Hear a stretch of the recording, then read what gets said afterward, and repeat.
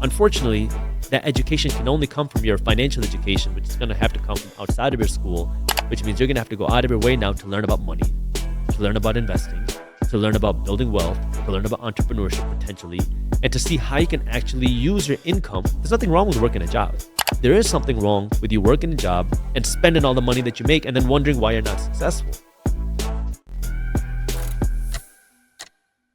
Wherever you guys are watching this show, I would truly appreciate it if you follow or subscribe. It helps a lot with the algorithm. It helps us get bigger and better guests, and it helps us grow the team. Truly means a lot. Thank you guys for supporting, and here's the episode.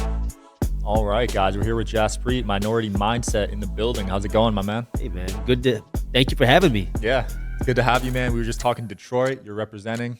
Detroit, baby. Detroit is a underrepresented city, but it is the place to be right now. So what makes Detroit so special in your heart? Because you've been there your whole life. Yeah, right? so let me tell you this. I've spent time in Detroit. I've lived for a little while in SoCal, San Diego, LA area. Spent a lot of time there. Spent a lot of time in New York. Beautiful places.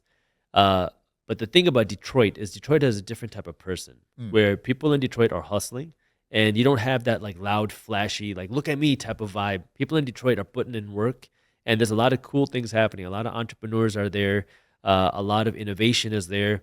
And if you look at it from a money perspective, from a digital business brand, you have the opportunity to make the same amount of money in LA, New York, or Detroit, but your cost of living is a fraction of that cost. You have a lot of amazing investment opportunities in the Metro Detroit area. And there's Detroit gets a bad rap for being unsafe or whatever, but it's actually a beautiful place, very safe, very cool place to be. So I encourage everybody, if you're listening to this, check out Detroit. I think you might like Check it out, guys. Now, I know you're big on educating people with finances. Yeah. When did you start getting into that? What age did you start to become aware of the financial system? So, well, I think I was always interested in money from a young age. And the reason for that was because I grew up in a traditional Indian house. My parents are immigrants from a state in India called Punjab. And growing up, I was always told I needed to become a doctor so I can become successful. Yeah. Never to become rich. It was you need to become a doctor so you can become successful. And at the same time, I saw how hard my parents are working. Like my dad worked 6 or 7 days a week, very consistently. And so I didn't get to spend a lot of time with my dad. And he always had this like philosophy that I need to work so we can make money. But at the same time, we're not allowed to talk about money because money's bad and money's taboo and it's evil. And it's like, kind of just like this really bad thing. And so from a young age, I kind of started like to ask that question of, okay, so you're working for money, but money is bad and I need to become a doctor, not to make money, but to become successful. But that ultimately ties into money, right? And so I started kind of asking these questions when I was young, and I tried to make some money when I was young. Joined a paper, or became a paper boy, started delivering papers and doing a bunch of little things. But every time I tried to do that, I remember my parents would always say that this is bad. Just focus on your studies. Go and become a doctor. Go and become something prestigious like a doctor.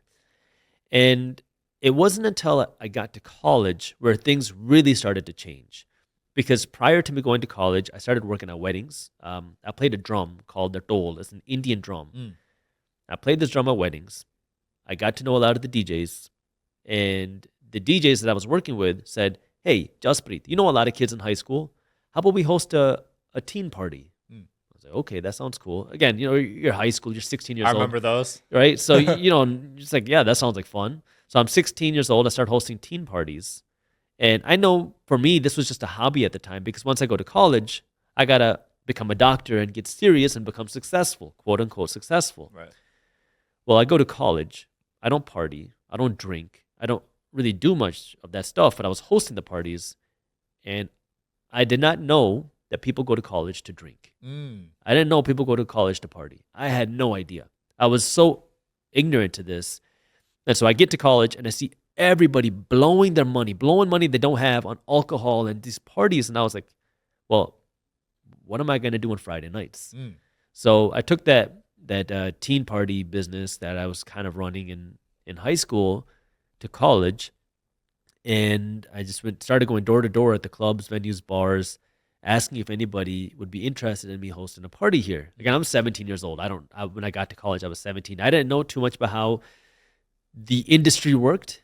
And so I would get responses from some of these venues saying, sure, you can host a party here. We just need a $10,000 deposit. And when you're 17, $10,000 is a lot of money, which I did not have. Yep. So eventually I just kept going and found a club that said, sure, you can host a party here. Don't give us any money down. Just give us 50% of whatever revenue you generate. So now we were in business. I started making a little bit of money. And when I was 19 now, so fast forward 2 years, the business had grown a little bit, but I was still thinking that I'm going to be a doctor. Mm-hmm. So I'm studying to take the medical college admission test. That's the test you take to get into medical school. And as I'm studying, I was so bored because, I mean, if all you're reading is, biology, and my heart really wasn't in it. I'm doing it because I thought this was the right thing to make my parents happy and to become quote unquote successful. And during this time, I had started to, number one, read business books, which all said wealthy people invest in real estate. I don't know what that meant. All I knew was I wanted to become wealthy, so maybe I should own real estate. And number two was I started to go on to these financial sites like Yahoo Finance. And this is 2011. And every site was talking about how real estate prices were near rock bottom. This is after the 2008 real estate crash. Now, again, I don't know what this means because I didn't know any real estate investors. I didn't know what real estate investing was. It was never anything I was exposed to. But I started kind of dabbling into this by looking at rental properties for sale because now I have a little bit of cash in the bank. And so I took my MCAT on August 22nd, and on August 23rd, I closed on my first rental property. And the interesting thing about this, which is really hard to fathom in today's economy, was I bought a condo out of foreclosure. The previous owners, they had bought it for just over $150,000. Mm-hmm. They went through foreclosure, and the bank couldn't sell it. And so now to sell the property, the bank listed it for sale for $8,400. And I made an offer for $4,000. We negotiated a little bit, and I ended up purchasing the condo for $8,000, which I rented out for $600 a month. And that was the first time you asked about learning the system not necessarily making sense. That was when I really started to understand, holy moly, that everything we've learned about money in its traditional sense and success in the traditional sense is not what really matters. Because a lot of people are going to school to get good grades, to get a degree, to get a job, to make a high-paying career, which makes sense. That's what we're all taught, right? We're taught to go to school to get good grades, to get a good job. But that's not what wealthy people want to do. Wealthy people don't want to go and climb the corporate ladder. They want to do something completely different. They want to own the corporate ladder. And now when you hear that for the first time, it's like, I don't have $1 million to go out and do that. But you don't need millions of dollars to do this. What you need is a change in mindset. Because the way that our economic system works, we live in something called a capitalist system. And a capitalist system means there's two ways that you can get paid. You can get paid from your labor, which is what we're all taught to do. Go to school, get good grades, get a good job, become a doctor, become an attorney, become an engineer, become an accountant, become whatever, make a big salary. That is your labor. But no wealthy person talks about how much money they're making from their labor. They talk about how much money they're making from their assets, from what they own, from their capital. That's the second way you can get paid, from your capital. And interestingly, in a capitalist system, the way people build the most wealth is from their capital. Yet, most of us have never learned a thing about how to make money from our capital. We're taught to make money from our labor, which is kind of ironic. Because if you live in a capitalist system, people want to become financially successful. Yet our school system will never teach you how to become financially successful. They'll teach you how to become a good worker. They'll teach you how to become a good spender. But consumers and workers are not the wealth builders in this country. And that's where, unfortunately, that education can only come from your financial education, which is going to have to come from outside of your school, which means you're going to have to go out of your way now to learn about money, to learn about investing, to learn about building wealth, to learn about entrepreneurship potentially, and to see how you can actually use your income. There's nothing wrong with working a job. There's nothing wrong with that at all. But there is something wrong with you working a job and spending all the money that you make and then wondering why you're not successful. You have to do something with that income to convert your income into assets that will continue paying you even when you stop working. Absolutely. And that's where the real success is built. And unfortunately, we're never taught that. Never, not in school at least. Yeah, at least not in school. Now, thankfully, YouTube has made this type of education a little bit more accessible. YouTube University, that's how you built your whole following. Yeah, and you know, what's crazy about that is, for me, I started it on accident. I never went out to become a content creator. So the part that I didn't tell in my stories was my parents were very strict, and they really were not a fan of me doing anything in the entrepreneurial space or kind of financial space, early on at least. So when I was hosting these teen parties or college parties, I didn't tell my parents. Wow. Because if they found out, they'd be very angry that I'm not spending my time studying, that I'm doing these kind of not important things. When I told my dad I wanted to invest in real estate, my dad's response was, "You're stupid, go study, become a doctor, worry about these things when you're done with being a doctor." And it's not that they were bad, or it was just that they didn't understand. Like, they didn't grow up with that financial education. And so, I can't fault them or blame them. I love them. And now they're very happy with kind of everything that I've done. Nice. But it's that kind of general consensus that you just have to go to school and get good grades and everything will be fine.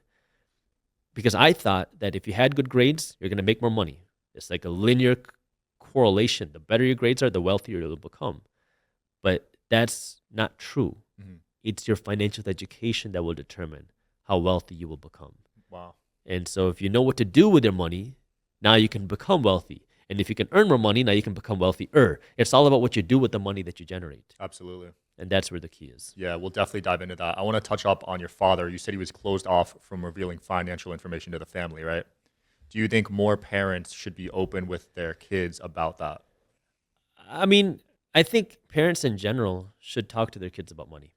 And I think money shouldn't be a taboo topic. I think the reason why many people are scared to talk about money, or they try to hide the topic of money or try to make it seem like a bad thing, is because many people are insecure about the topic of money. And when you're insecure about something, you generally don't want to talk about it, or you want to put up a smoke screen, or whatever excuse you want to call it. But at the end of the day, you and I spend money every single day. We use money every single day. There's no person, especially in a first world country, that isn't using money every single day. I mean, you got to pay your bills. You got to buy food. You got to buy that roof over your head. You got to pay things. You got to generate an income. Like, money is a part of every single thing that we do. And so when you say that money is bad or it's evil, you're putting an emotion on something that has no emotion, right? Money is not a bad thing or a good thing. It's just a thing. Money amplifies who you are. It's fuel. And it's a piece of paper. But you need this paper in order to be able to drive a nicer car, to put your kids in college, to be able to fund your house. And so now, instead of trying to make it seem like a bad thing, what I'm saying is be open about it, to talk about it. That way you can change the way you think about it. Because if you can change the way you think about money, you're going to change what you do with money. Right. And I'm not saying you need to go out and become some money hungry, money greedy, this money like obsessed thing. But you have to understand that money plays a part in all of our lives. Yeah. It's not the only part of our lives. You got to be physically healthy, mentally healthy, spiritually healthy. But you also want to be financially healthy too. Because if you don't have money, well, guess what? Well, now you're going to be stressing about how you pay your bills. That can mess up your physical health because now you can't afford good food. It's going to mess up your mental health because money problems are one of the leading causes of divorce, depression. It can mess up your spiritual health because you can lose your sense of purpose if you feel like you're not financially healthy. So, yeah, I mean, maybe money by itself can't make you happy, but being broke is not going to make you happy either. Right. And so it's what I advocate for is not to become money hungry or to become this money obsessed person, but rather understand, look, money is important. Yeah. Understand it, learn it, because you're going to use it every single day. And it's a lot easier if you don't got to stress about money. Absolutely. And your method with how you use your money and invest it is interesting. You save 10% of your money, right? Yeah. So a basic rule that I recommend, or that I talk about, not that I recommend, is 75, 15, 10, which says for every dollar that you earn from here on out, 75 cents is the maximum that you spend. 15 cents is the minimum that you invest. 10 cents is the minimum that you save. So what that means now is you're earning money, but you're always working to pay yourself first, meaning you're always working to save a little bit of money and invest some money before you go out and spend your money. And the more aggressive you are with your investments, the wealthier you'll become. Yeah. Because I think there's this old kind of flaw that you can save your way to wealth, which maybe worked for your parents or grandparents, but it doesn't work in today's economy or today's generation. You can't just save your way to wealth. You're going to save your way to broke if you do that. And now this is where people get confused and they say, oh, I should not save any money. No, you got to save money, but you got to understand why you're saving money.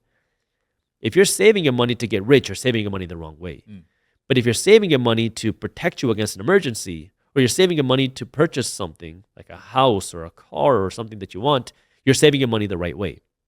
So you got to save your money strategically. But if you want to become wealthy, it's not through your savings, it's through your investments. Right. That's where your wealth is going to be built. And that's a big shift in mindset, especially for you, right? Because Asians are big savers. Yeah. Right. I grew up in a household where my mom saved probably 80 to 90% of her income. 100%. And that's what she taught me to do too. Yeah. But like you said, with inflation and almost every currency in existence has failed. So you got to keep that in mind as well. So my family's from India, and in India they operate on rupees, which is the currency over there. And what's funny is, I have rupees in my house, and we would go to India, transact with rupees, come home, and we'd keep some there. And then India is unique where on more than one occasion in recent years, they have demonetized certain currencies. Meaning, let's say you have a 1,000 rupee note. The government comes out and says that 1,000 rupee note is now worthless. Wow. And so now I'm sitting here with these notes sitting in my bedroom. I have quote unquote money, but now it's worthless because the government says it's worthless. Yeah.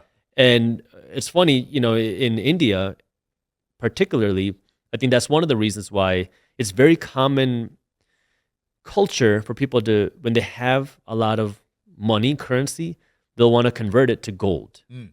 Are you interested in coming on the Digital Social Hour podcast as a guest? We'll click the application link below in the description of this video. We are always looking for cool stories, cool entrepreneurs to talk to about business and life. Click the application link below, and here's the episode, guys. As a way to save money, it's just a very common thing in India. And the reason behind that, I don't think a lot of people actually follow the financial education behind it. It's more of just a culture that, when you have money, get gold. When someone gets married, give gold. When somebody has a baby, give gold. But the real value behind that is when the value of a currency drops, the price of gold relative to the currency generally goes up. Not because the gold becomes more valuable, but because the currency loses value. Right. So now when you talk about Asians saving money, it was the same in my house. It was I have a kind of funny joke, or not a joke, but a thing that I say. It's Indian people make $1 to spend 20 cents. American people make $1 to spend $2 with credit cards and line of credit. Yeah. But the reason behind that is people, especially in Asian cultures, kind of have this cultural tendency to earn money and not want to spend it. But when you just save, you can save a big bank account, but the bank account's going to be losing value each and every day, especially if inflation is higher than what your bank account is paying. Now, fortunately today, you can get a high interest savings account that might be able to beat the reported inflation numbers. Right. Reported inflation. But if you really want to build wealth, you got to be putting your money into certain assets that will be growing. Because when you compare the growth of stocks or housing prices to savings accounts, there's a big difference. Now there's risk. Stocks can lose value. Right. Home prices can lose value. Yeah, rental property tenants can destroy your property. There's risk. But with more risk comes higher potential return. And I think the mistake that a lot of people make, especially when it comes to investing, is they have a very short time frame that they look at things. Either I invest my money for 6 months, I lost money, I sold, it's bad. Or they look at a few years worth of historical data and they assume that things will continue in this direction for a short period of time. Yeah. But investing is not a short-term game if you want to be a successful investor. This is a long-term game, a multi-decade game. And that's where what we've seen is that asset prices generally go up. We've seen recessions. We saw the 2020 recession. It's called a recession. We saw the 2008 recession. We saw the 2001 recession. We've seen a recession pretty much every decade for the last century. Yet, over the last century, stock prices have risen. Real estate prices have risen. Business valuations have risen. and dollar valuation, the value of the dollar has dropped. So what would you rather own? Now, I have cash, I have savings, but I would rather keep my money in investments, that the money that I want to make me wealthy, and use my cash to protect me as opposed to use my cash to make me wealthy. Right. So when it comes to investing in assets, choosing them, there's so many different types. Is there any that you sort of lean to? So I invest my money in 5 places. I don't recommend what I do to anybody else. I can't recommend what I do. I'm not a financial advisor. I'm just a random guy on YouTube. But I invest my money 5 places. I invest my money into my own business, Reefs Media. Mm-hmm. I invest my money into real estate, rental properties. I invest my money into stocks. And then I have what I call more speculative, which is invest my money into cryptos and invest my money into physical gold. So my speculative, which, I also have startups in there. So crypto and startups are like the speculative part of my portfolio. It's a very small piece of my portfolio. I know they can go to zero tomorrow, but it's a little bit on the fun side, and I believe in the value of it. And so, it's a small piece. Gold is about 2% of my portfolio. Okay. Physical gold, not paper gold, which, again, for me, it's a way to save hard money as opposed to saving just currency. And then real estate and stocks. Most of this is for cash flow purposes. I like investing for cash flow. Okay. Because that means I don't have to sell my investment to get paid. I can buy a property tomorrow and it'll be able to generate cash flow. Now, of course, in different economies, it's harder to find certain cash flowing assets. But again, no market stays in the same place forever. Like I talk about real estate investing today, people are going to say, oh, Jaspreet, I can't find any properties that are producing strong cash flows. Sure, and be patient. Warren Buffett says it the best, that the stock market is a device that transfers money from the impatient to the patient. The reason why so many people lose money when it comes to investing is because they're impatient. We want to start putting our money to work today. Yep. Make that investment today. Oh, I see the stock going up or investment going up. I need to buy it today. But the money is built in patience. Yeah. We're either on the buy side or the sell side. You don't chase, you wait for a good opportunity. And when you sell, you're selling now because you see people getting greedy. Yeah. That's why you rarely see day traders making a lot of money, because they're just trading same day. They can't really make insane gains. It's a way to earn money, and you can make money very quickly, but you can lose that money just as fast. The real wealth is built through long-term investing, long-term wealth ownership. It's not through day trading. It's not through flipping. It's those are ways to earn money, sure, and they take a lot of work, but that's not investing. And that's I know nothing about flipping or trading. I tried it for a little while when I was in college, thinking that I'm an investing genius. I'm gonna get in this. But we all tried it. I think it wasn't for me. So I don't talk about. I don't know anything about it, so I can't recommend it. Now, you mentioned credit cards earlier. What's your opinion on debt? I know there's a huge debt with credit cards right now. Are you a user of them? I love credit cards. Okay. I try to use a credit card for any spending purchase that I have to make. The reason why is because I never carry a balance. I pay off my credit card balance in full every month, every single month. And so what does that give me? It gives me cash back, it gives me perks, and it gives me rewards. Now, if you have credit card debt, you're using credit cards the wrong way. Right. If you ever carry a credit card balance, you're using credit cards the wrong way. And you should cut up your credit cards, go listen to Dave Ramsey, and get out of credit card debt.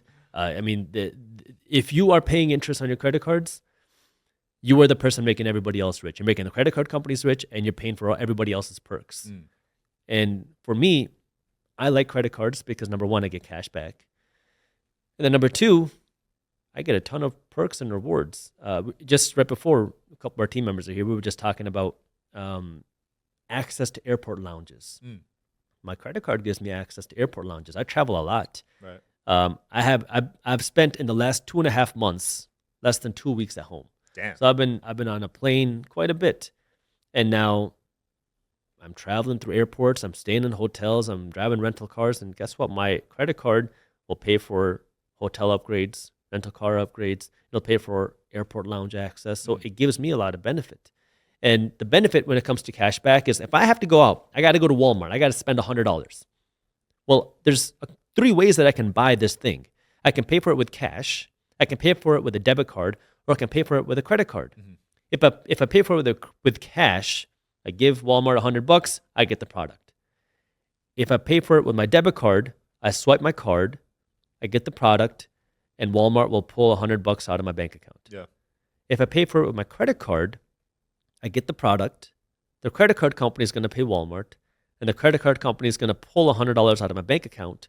But then the credit card company is also going to give me $1.50 back just because I use a credit card. So for me, the credit card is just a medium of exchange. Right. And that medium of exchange gives me certain perks and benefits that I like. And I know I'm never going to spend money that I wouldn't if I wasn't using a credit card. I'm not going to go, I love Dave Ramsey. I think he has helped so many people and he has great advice. But there are certain things that just don't apply to me that I feel like I don't necessarily need. I used to avoid credit cards because I read Dave Ramsey's book. This is when I was in college. And I stayed very far away from credit cards because of that. Because I was scared. I was like scared of credit card debt. Yeah. That if I had a credit card, I'm going to end up with $10,000 in credit card debt and I'm going to be drowning in this debt. But at the same time, I knew I was very frugal. Like I was not spending money as it is. And I'd keep cash in my wallet. And what ended up happening was on 2 occasions in a short period of time, the cash was stolen from my wallet. One time in a gym locker room, one time it was somewhere else. And one time I made a purchase with a debit card. This is, again, a number of years ago, where I purchased something online, but I never got the product. Yeah. I tried to file a dispute with my debit card company, and they said, we can't do anything because the money's already gone. If this was a credit card, we could have filed you a dispute and gotten your money back, but because it was a debit card, we can't do anything. Yeah. Once that happened, that was a turning point where I was like, all right, you know what? I'm going to get a credit card and see what happens. And then all of a sudden, my spending habits did not change, but I started getting some cash back. And that was like, whoa, you mean I can get a little bit of money back just for making a purchase with my credit card instead of my debit card? Yeah. Okay, that makes sense to me. But the key is, again, you can't spend more money because you got a credit card trying to hit those perks. You got to just make your regular purchases with a credit card and never go over. Yeah. And always make your payments on time. I'll never go back to debit, man. I love my Amexes. Yeah. If someone wants to scam me, I'm like, please do it. Exactly. I'm getting this money back. Exactly. Either way. It's so much easier. Yeah. It makes it so much easier. Dude, what are you working on this year for 2024? Any exciting things coming up? Yeah, so we're doing a lot of cool things at Briefs Media, my company. We have a few different products. One, we have Market Briefs. And Market Briefs is a free financial newsletter. And the reason why I'm so excited about this is because I'll give you my honest truth and thoughts about YouTube. YouTube is amazing. I love YouTube.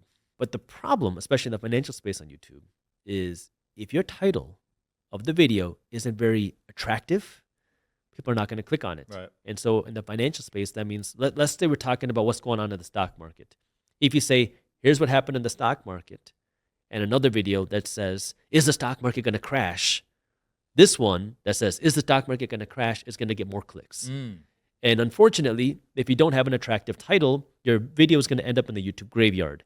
And I hate these types of titles. But I had a heart-to-heart with my team where some of the guys on the minority mindset side said, look, Jaspreet, you have good content. If you don't play the game, people are not going to see the content. At least you have real value in your videos. So I said, okay, but that for me was still like, I don't like the sensationalism side of media. Yeah. And so that was when I really started to work on Market Briefs, which was this financial newsletter where my team is breaking down what's happening, things on the economy, the stock market, the housing market, crypto, and the global economy to a fun, witty, and easy to read email. You can read it in less than 5 minutes every morning. But here's the nice part. Because it's a newsletter, we don't need to have any of that sensationalism. When you open the email, everything is there. It's unbiased, and we break down what's going on into a fun newsletter. So that's been a very fun project that we've been working on. We have a lot of cool things planned in 2024 to take Market Briefs to the next level. But in addition to that, we've kind of built out a couple other cool projects through the Briefs Media brand. We built out by demand, a Market Briefs Pro newsletter. So if you read Market Briefs and you're like, I wish I could keep up with the financial trends and more deeper analytics. Yeah. We now have a pro newsletter as a paid newsletter, and we also have a paid educational platform called Briefs Academy. So we have that going on. We're launching an app in 2024. So a lot of cool things in Briefs Media in Detroit. So when you come by, I'll show you. We'll come by. We should have an event there together, man. I'd love it, man. I host networking events out here. We get 1,000 people. I'd love to bring that to Detroit. That would be awesome. There's a lot of cool things happening, but yeah, just doing a lot of cool things on the Briefs Media side, and just honestly just trying to help spread the financial news and education, because these were things that I never understood, and I wish somebody would have told me when I was growing up. So it's just really just trying to provide that education to people in a way that anybody can understand, because I was always interested in the financial side. But when I was younger, you turn on like CNBC or Yahoo Finance, there's a lot of terms that you don't know what they mean. Like if it says the 10-year treasury fell by 40 basis points, what does that mean? Yeah. Maybe you know what that means, but how does that affect you? And so my whole thing was, let's break this down in plain English so anybody can understand what this means. Like we follow something in our team called the 16-year-old rule. If a 16-year-old can't understand it, it's too complicated. So we try to just break things down in simple English so everybody can understand the money side of things, because we all use money every single day. So you might as well understand it. Yeah, I'm glad to see you getting it out there and making sure that, it's not bad to talk about it, because growing up, especially in Asian households, man, they don't talk about it at all. Yeah, you got that right. And it's such a common thing. Yeah. And it's not even Asian households, man.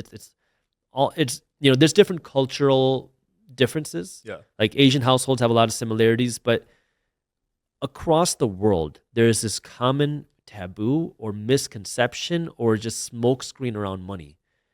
And at the end of the day, it costs money to eat and it costs money to feed other people.